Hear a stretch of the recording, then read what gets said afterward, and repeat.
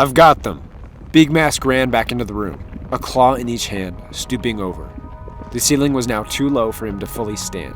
Grab the other one. Joff did as he was told, and the two inserted the claws, matching the specific claw to its designated slot. Joff heard what sounded like mechanisms inside the wall being worked. With a click, the key at the center was released. Beakmask slowly removed it from its slot, but even still, another click came from the wall.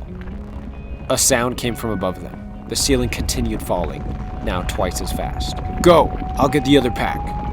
Joff turned to find the gap now 4 feet high. He scrambled under it, quickly going from a crouch down on his hands and knees. Are we going to make it? We're gonna find out really soon here. Beakmask managed to toss one of the packs out of the room and was rifling through the other, laying on his side. Don't stop! Keep going! Joff did, now forced to go from hands and knees to dragging himself on his stomach, the door just 10 feet away.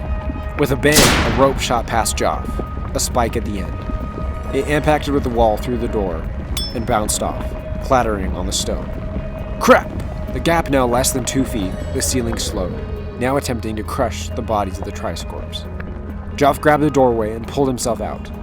He grabbed the rope and pulled as fast as he could with all his might. The shells of the monsters cracked under the strain, the ceiling finally breaking them as Joff pulled Beakmask out. The room was sealed behind them. The pair said nothing for a while, but just sat, panting. Joff laid on his back, watching the flare above them sputter and burn out. Why didn't you keep crawling?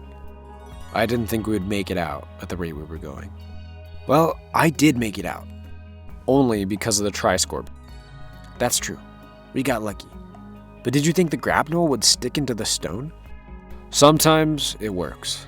And I don't believe in luck. Well then, why are we alive? Providence. What? Like the trap builders wanted us to get out? No. Beakmask shot another flare bolt into the ceiling. They continued to lie there. Alright, let's go back and lock in this key.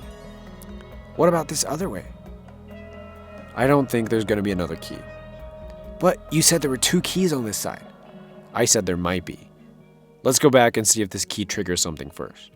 Well, I might as well start looking down here while you go do that. Joff, we just escaped being crushed. We're not going to split up now. It's fine. It doesn't even seem that far. Joff started walking down the hallway. Joff, stop right now. You promised to listen to me. I didn't promise. Fine. You nodded your head in agreement. I don't really care. I don't want to have to be the one to tell your father that you died a horrible death. But that's exactly what's going to happen if you don't obey me right now. Okay. You're right. I'm sorry. I don't know. It's the adrenaline or something. It's okay. Let's just... What was that? I don't know. I think I stepped on something.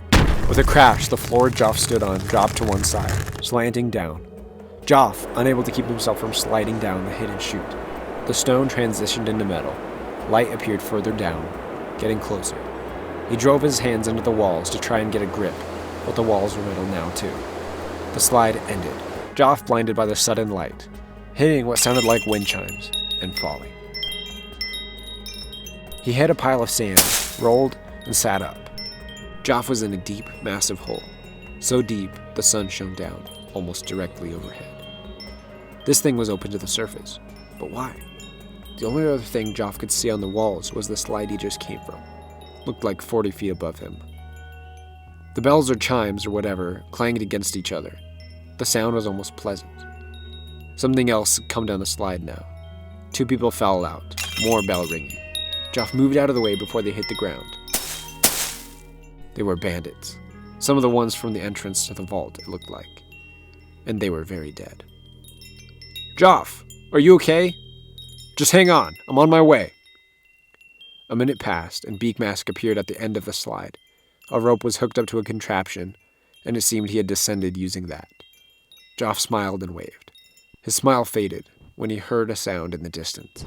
Like the sound of wings. Very large wings. And there was only one thing Joff knew of with wings big enough to make that sound.